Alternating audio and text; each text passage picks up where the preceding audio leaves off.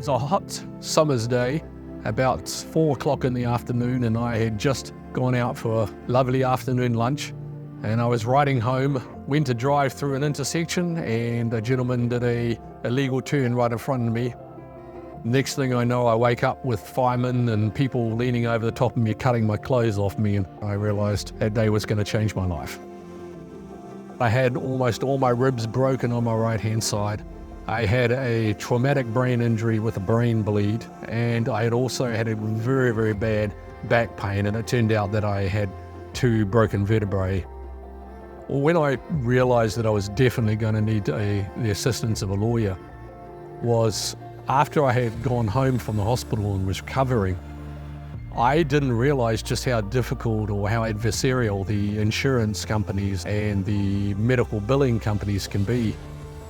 I needed somebody to help me and advocate for me through the process. So I reached out and found Greg.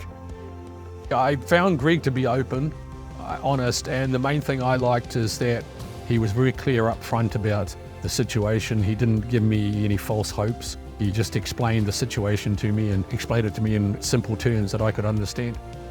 When we were talking on the phone and I explained the accident to Greg, he did mention that he himself had been in a similar situation, injured in the past, and how difficult it had been for him.